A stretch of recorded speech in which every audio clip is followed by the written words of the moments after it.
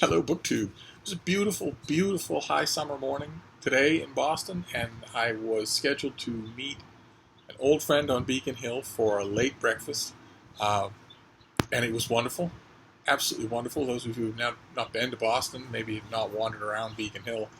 Uh, Once upon a time, it was the heart and soul, the spine, as one author put it, of Boston, and it is a interesting tourist attraction even now. The old houses, the cobblestone streets. I know, I know every inch. I know every corner, every house, every remodeling, every story of every person living there. Once upon a time. Now, it's completely different. There are a few old families. I visited one of them this morning for a late breakfast, but quite a few of those old houses have been refurbished on the inside, chopped up, and partitioned into student housing, and a whole bunch of other things, rat-infested condominiums and whatnot. Sprinkled here and there, all over the breadth of Beacon Hill, are some old homes, some very, very old money that has been there for 150, 200 years, and I know a lot of those families, and I went to breakfast with an old friend from one of those families this morning. And again, those of you who aren't familiar with Boston, Beacon Hill is right down. It's right up the hill from the Brattle Bookshop. All you have to do is I leave my friend's house, which entails walking through her kitchen, walking through her tiny little garden, then walking down a brick alleyway, and then out onto a cobblestone street, and then out onto Beacon Street. And when I'm on Beacon Street at the Shaw Memorial, I'm right down the hill from the Brattle. So, of course, when the late breakfast was over, I went to the Brattle Bookshop here in Boston. And again, for those of you who are new, it's a fantastic used bookstore. One of the best used bookstores I've ever been to, and I've been to a lot of them all over the world.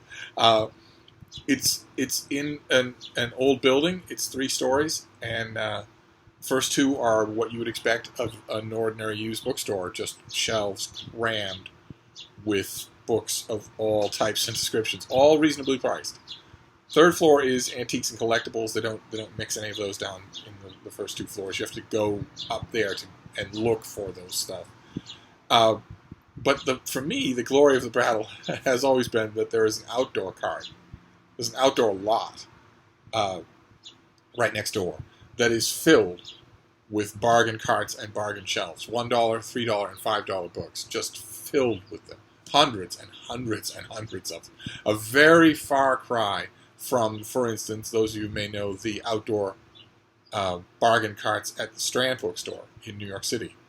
The Brattle's bargain lot is very different, not only in terms of scale, but also because the Strand and other used bookstores that have outdoor barrows of some kind or another usually use them as a place to dump junk. Stuff that they can't really see themselves pricing and putting on the shelves inside, they just put outside. Whereas the Brattle buys so much, their stock is overturning so often, that they very often we're just talking about excess. And so the sale lot for the Brattle is not at all composed of junk. I mean, there'll be junk there from time to time. There'll be outdated electrician manuals or DOS manuals or whatever, but usually it's just a paradise for book browsing. And as I've said on this channel, as I've told many people over the decades, you can go there with, I don't even know, I was going to say a $20 bill in your pocket, but a $10 bill in your pocket will get you 10 books plus change for tax. A $10 bill will get you 9 books. And of all different varieties, I myself very seldom need to shop inside the store. Sometimes I do, but only to see what's new and maybe be tempted, or if I have credit, and thanks to the generosity of the people who watch this channel, I almost always do have credit at the Brattle. It's easy to do. If you're feeling like calling in credit for me, just call the Brattle and say, I want to call in a store credit for Steve. Chances are you won't even need to identify me by last name. Chances are you'll just have to say that, and whoever answers this phone will say, okay. But my favorite thing is shopping around outside. Now, I came back, of course, with a bag full of books. I want to show them to you. I did some shopping inside. but most of these were outside.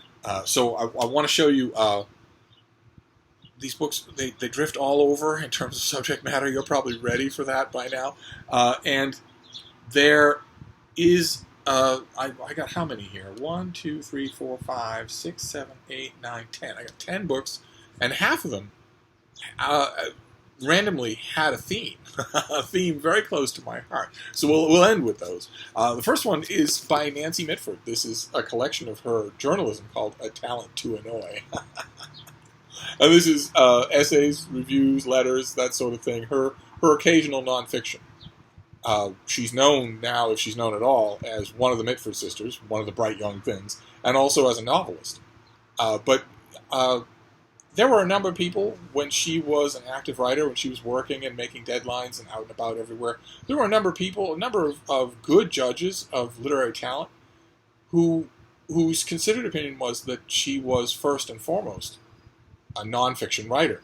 That, once again, I tend to agree with that, and once again, I say the point that I always make when this subject comes up, which is that if nonfiction paid as well as fiction, I think a lot of people that we now think of as novelists would have made their life doing that instead. I really think that there are a lot of stillborn nonfiction experts who just went into fiction because it sells better, or in past decades it did. I think Nancy Mitford, when at the end of her life, when she was looking back, I think she took more pride in her great nonfiction than in her great fiction. But one way or another, I have never had this collection, so I'm greatly looking forward to. I wholeheartedly agree with the title, so I'm greatly looking forward to these pieces. They're occasional stuff taken from the New York Times Book Review or the Atlantic Monthly or Harper's or wherever she could sell a piece. So I guarantee you that half of them I haven't read. And then these next 4, 1, 2, 3, 4, they're numbered 1, 2, 3, 4. Are gems, and I have had them many times before, and got rid of them. You read them, you get rid of them. The nice thing about the Brattle sale lot with $1 books is that you don't have that sense hanging over you that you often get when you shop at ruinous expense, $15 at least a pop, at a retail bookstore. The feeling of, well, I better like this, and even if I don't like it, I better keep it. It cost me money. I better keep it. I better not just cycle through it. With the Brattle sale lot, because the books, are $1, you get something very similar to the feeling of no strings attached experimentation that you get at a really good library.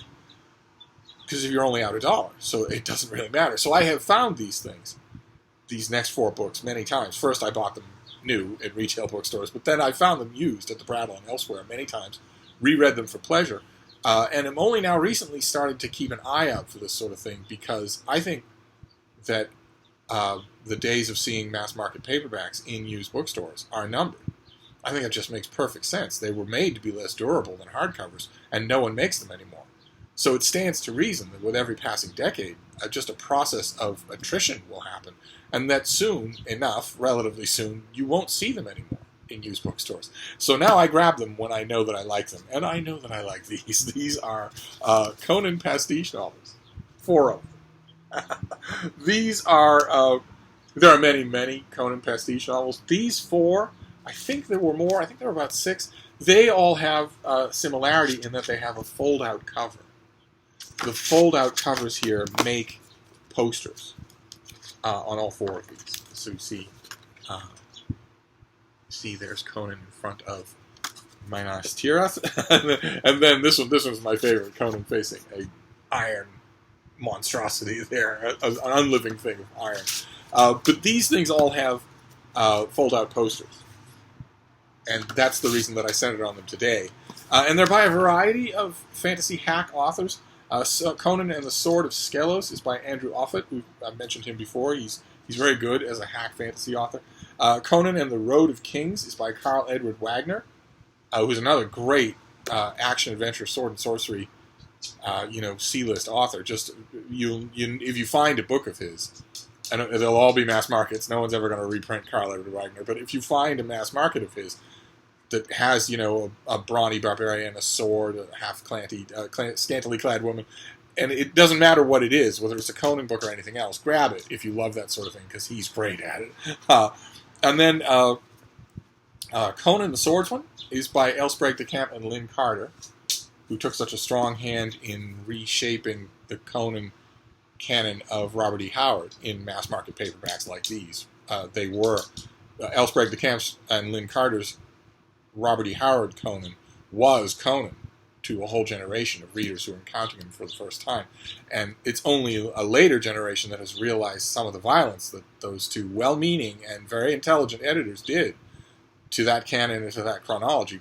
It makes those books interesting in their own right. And one of the things I love about Elsbreg de Camp and Lynn Carter when they're writing Conan, either when they're heavily massaging Robert E. Howard stories or when they're writing stories of their own, is that they always include substantial amounts of nonfiction, where they write about the villages of the age, or the weapons of the age, or the armor of the age, or the gods of the age. I love those essays. I just love them. And they're scattered to the winds now. No one's ever going to collect any of this stuff into an archival edition. No one's ever going to do it. So I feel behooved to want to do it, considering how much it's meant to me. And Conan the Liberator's by them as well. So I've got 4 of these. These are numbered 1, 2, 3, and 4. Oh God, I just realized they were out of order. In case Sue Morrow is looking, now it's 1, 2, 3, 4. There you go. I don't want her throwing something at the screen. That's a whole bunch of Conan pastiche fun that I just grabbed from the Brattle. Always fun.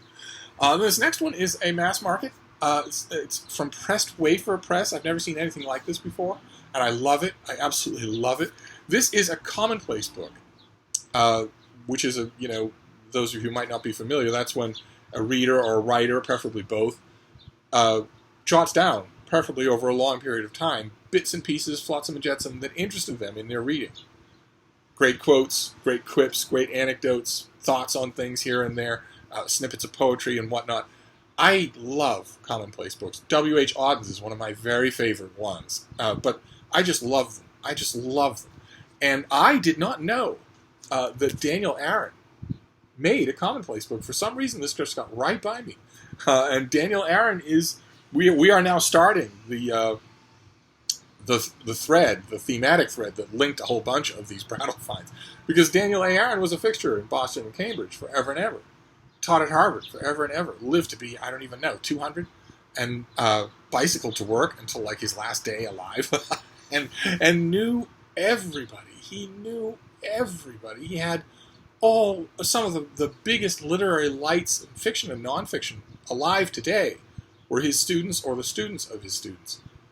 It was kind of amazing. He was a Harvard hoovah. He was a professor. He wrote a couple of very good books. And he kept a commonplace book. Just a joy when I saw this to think, oh my God, Dan Aaron kept a commonplace book. What on earth will be in here? That darting mind of his that never dimmed, was always playful, always inquisitive, and always rigorous. This is just a joy to find. And the next one is also Boston related, Cape Cod related. This is, a while ago I showed you a Phoebe Atwood Taylor, A.Z. Mayo Cape Cod murder mystery that I found in hardcover with a dust jacket. And it was an old hardcover with, you open it up and it smells of salt air. Someone obviously kept it at a Cape Cod house forever and ever. And when I found that hardcover with the dust jacket that smelled of Cape Cod, and it was really lightweight, with post-war rationing paper and all, I thought, well, ideally what I'd like is all of the A.C. Mayo books in that same format, in a hardcover with a dust jacket.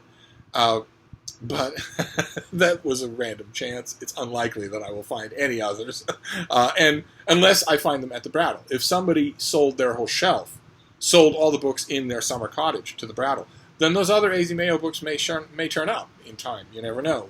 The Brattle goes out constantly to buy things, fills a van with boxes of books, brings it back. The books go into the basement of the shop and are gradually sorted out down there, assimilated down there, and brought up in lots to be resold.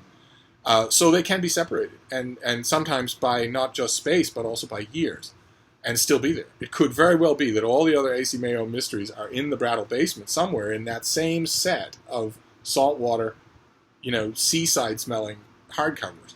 But in the meantime, they have a whole bunch of mass markets. So I got the first AC Mail, the Cape Cod Mystery, with feet coming out of a sardine can, in which I remember this from reading it ages ago, where a best-selling author comes to Cape Cod to beat the heat and immediately dies. And it becomes a murder mystery that introduces the reading world to AC Mail. This must have come out when? God help us, the 30s? Yeah, 1931. This came out in 1931. And these white mass-market paperbacks were the Phoebe Atwood Taylor library and used in retail bookstores forever and ever and ever. Some of you will remember them. You used to go to your murder mystery at your Crocs and Bertanos or your B. Dalton or your Laureates or your Barnes & Noble or your wherever, and you would just see a whole shelf of these. And so I got the first one. I'm not sure that I want all of them in mass market, but the first one will be a great companion to the one that I have, which I think is number 3 and number 4. Just to savor again how it all started. This is what I talk about on this channel when I mention that genre fiction in America really doesn't have that strong a reprint culture, and that I wish it did. I don't think that Phoebe Atwood Taylor is in print right now in America, and which means that, for instance, on the eastern seacoast of the United States, plenty of people on the eastern seacoast still vacation on Cape Cod. It's the population has quadrupled, quintupled right now because it's summertime. How many of them don't know about these things unless they go to a used bookstore on the Cape? And how many of them would love to know, would love to see it? But also murder mystery fans just in general, even in Utah, would still love these things if somebody would reprint them. But instead, the flood of murder mysteries is so nonstop, it's so epic, that I guess I understand why publishers think, well, why go through the bother of finding these things, finding out the copyright, reprinting them, and whatnot, and we can just buy a new series. But I feel sorry for it, so I may get a couple more. The Brattle mystery section is very healthy, so I may. Then this next one is also very old. This is even older than 1931, I'd be willing to bet. 1935. Okay, but not this edition is 1935, but I know this book, and it came out earlier than that by a few years. It might be around 1931, the same as Cape Cod Mystery. This is by Arthur Wilson Tarbell, and this is a library edition. It's Cape Cod Ahoy. This is his 1930s book about the Cape Cod of his day, where he just goes as an outsider. Let me see if I can show you the pictures that are all throughout here. There are black and white pictures all throughout here. Tarbell was funning just a little when he talked about being an outsider. He did not know Cape Cod really well, like someone who has been there quite often. But he himself was, by the time he wrote this book, a Boston editor. Well familiar with the Boston of his day, well familiar with people leaving every weekend to go to Cape Cod and whatnot. So his I'm a Midwestern, country bumpkin, a fish out of water type thing, is in part a literary artifice designed to highlight the strangeness of some of the Cape Cod that he encounters in the 1930s.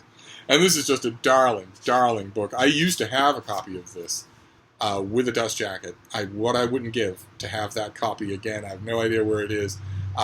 Those of you who are, since Cape Cod has come up twice in 2 books in a row here, I should point out for those of you who are watching who maybe don't know that you have the east coast of the United States and you have the east coast of Massachusetts, and then stretching out like a fish hook from the east coast of Massachusetts is this fish hook shaped spit of land. That is Cape Cod. Going all the way from Sandwich and the bridges that connect it to the mainland, all the way out to Provincetown, along both sides. And it is a magical place, an absolutely magical place. I have spent more time than I can calculate on Cape Cod. It pains me every year that I don't get to at least visit. But I would have to go with Frida, and for years that was true. For years I either had a crowd of beagles, and once upon a time it was easier to travel with a crowd of beagles than it is now. Now it's almost impossible to do. And there have been many years where I was out of the country, and there were many years where I had, I try not to think about it, but there were many years where I had old dogs or sick dogs who I couldn't leave. My 2 old dogs on this channel, my two previous dogs in my booktubing career, my girls, were only the latest example of if you live a life in dogs, then a large part of that life is going to be older dogs that you can't in good conscience leave. Nevertheless, there have been many years where I was in between dogs, or where I had dogs to be with me, or where I was living with people that I trusted completely to take care of my boys so that I could go. And as a result, I've spent an enormous amount of time on Cape Cod, an enormous amount. Cape Cod, on Martha's Vineyard, and on Nantucket. Martha's Vineyard and Nantucket are the two outer islands. And it's an amazing place. It's an amazing place. It's really special in ways that are difficult to describe. I would love to write a memoir of Cape Cod. I've read them all, and there's a magic in them. I've reviewed quite a few of them, and I'd love to write one. I probably should, especially since there's a chance that I won't go back, and that makes it all the sadder. But anyway, those are the two Cape Cod things, and also two Boston things. I mean, because Phoebe Atwood Taylor knew Boston quite well, and Tarbell lived here and worked as a Boston editor. And same thing is true of this next book, also an old book, also a find. This is from, I think, the 40s. Let's see here. Is this from the 1940s? Do I remember that correctly? I'm going to say after the war. 1948. Yep, this is Hayden Pearson's Sea Flavor, which was it was right on the edge of being dumpster fodder at the Brattle, so I had to reinforce it before I could even show it to you. But this is lovely. The pictures are all, you can't really tell in this lighting, but the pictures are all slightly blue tinted, and the slight blue tint from 1948 has changed to an aquamarine type tint now with time. But this is Pearson writing about the seashore of his day. Not just Cape May and Cape Ann, but also Cape Cod, and not specific to any one of those places, but rather what are the dunes like in all weathers? What birds flit in and out of the water? What are the salt marshes like in the winter? What kind of food can you harvest from such an area? And he writes wonderfully. Just wonderful, wonderful color and flavor. The publisher, if I remember correctly, when this book first came out, the publisher stressed the culinary side of it. He had done a book called Country Flavor. This is sort of an informal sequel to that. But Country Flavor was mostly about growing up in rural, vanished New England. And Sea Flavor is mostly the same thing. Now it's about spending a large amounts of formative, youthful time in a coastal area that varies in the various chapters of this book between long vanished, the crab men, the dune men, all that sort of stuff, and eternal. There are all sorts of natural world observations in this book that haven't changed a bit. And I haven't read it in, I don't even know how long, ages. So I'm greatly looking forward to this. Country Flavor I liked as well, and it's possible with the way the Brattle works that whoever got rid of this also got rid of Country Flavor, and that it will turn out. If it does, I will gladly snatch it up. But Hayden Pearson was also a Boston literary figure, a Boston editor and writer, a literary figure in the Boston letters world forever and ever. And that brings us to the last book that I found today, the find of the day. The thing that made me just smile from ear to ear with pleasure. This is The Happy Profession by Ellery Sedgwick. And this also was in such incredibly bad shape when the dust jacket was falling off it that I had to reinforce it before I could. As soon as I got back here, I reinforced it just because moving it around was causing parts of it to flake off. And this is the memoir of an editor at the Atlantic Monthly. And slowly but surely, I am taking you people through a whole chronology of those editors. We saw Edward Weeks. Just a couple of Brattle hauls ago, we saw Edward Weeks, who did his memoir, one of his memoirs, about his own literary life. And Edward Weeks was also an editor at the Atlantic Monthly and wrote an account of being an editor at the Atlantic Monthly. And this is the same thing with Ellery Sedgwick, a very different man, very different than Weeks, very different than any of his successors, a very gentle, soft-spoken man, mild-mannered would be a way to describe him. Very sharp, very acute, a very good myth-making memory, but very much the kind of editor who would help a writer, who would sympathize with them, who would lend them money, who would sit while late at night while they poured out their heart, rather than a taskmaster of an editor or a tyrant of an editor. He wasn't any of those things. He was a wonderful at his job, and he took over the Atlantic Monthly right at the beginning of the 20th century, 1907 or 1908, something like that, when it was largely failing. He'd had a spotty, but a spotty record in terms of professional editing and writing in New York and in Boston. But he'd left behind him an unbroken strain of people who loved him, and that proved true his whole life. And when he came to the Atlantic Monthly in Boston was ailing. It was running on a deficit. It was reaching hardly any people. It struck most people as staid, boring, predictable. And he changed all that. He stayed for many, many, many years, and he changed that completely. Was much more adventurous in the writers that he encouraged and commissioned. Was much more outgoing in terms of drumming up subscriptions, and in terms of getting people to think the only surefire way to drum up subscriptions to anything is to get someone to think they're missing out if they don't. And he was very good at that, without ever being self-aggrandizing or anything like that. There was an almost priest-like quality to the man. I think probably, if I had to guess, this would be armchair psychoanalyzing. If I had to guess, the reason why is because he was for most of his adult life, and especially the longer he lived, he was in almost constant pain. Had horrible arthritis, horrible rheumatism, horrible back problems, and didn't complain to anybody, even his wife. Didn't complain about it ever to anybody. But nevertheless, it was constantly with him, and I think that brings you to a place of self-contemplation. It makes you a little quieter, a little more introspective.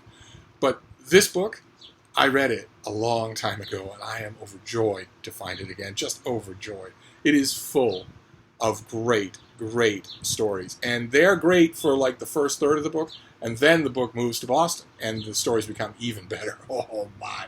All the wonderful people of his era of Boston are captured in these pages so wonderfully. Even the people that he didn't know quite well. He was one of many visiting. He was from New York, but he was one of many visiting editors to Boston who quickly realized back then, 130, 140 years ago and longer, people who visited Boston back when it was the hub of the universe, when it still had this pantheon of literary greats to it, poets, historians, biographers, authors, novelists, essayists, philosophers, natural historians. Back then, when those titans were all over Boston, and when the like of which existed nowhere else in the country, or I would argue anywhere in Europe as well, somebody needs to write that book about the hub of the universe, those years. But when he encountered the dying embers of those years, he realized what everybody always did realize, and they all write about it in their books, which is that it was mostly a world run by women, and that the women were far more impressive than the men in their own way. And a lot of the stories that he tells in here, if I remember correctly, I'm going to have a joy rereading this. It's going to be a joy. A lot of those stories are great stories of the great women of his day, including Isabella Stewart Gardner, who has some wonderful, wonderful vignettes in here, even though he didn't know her quite well. But Mrs. Bell is also in here, once a Boston fixture named Mrs. Bell, the daughter of Rufus Choate, of Choate School. Totally forgotten today. But in her own day, she was, it's impossible to describe what she was. She lived, you could hit her house from the Boston Athenaeum with a rock. She lived a stone's throw away from the Boston Athenaeum. She went there all the time, virtually every day. She was a total creature of Boston. She loved to get her flowers, her vegetables at her fish market. She kept a prim little house with her sister, also a widow, and she had a way of language. She had a way of talking that is hard to capture, and was like being in the presence of a second sun pulled right down out of the sky. It was just amazing. You wanted to quote her all the time. It's such a crime that she died before tape recorders existed, or people would have tape recorded everything she said. She was just that kind of person. Natural quips came to her just every day, every minute. It was just wonderful.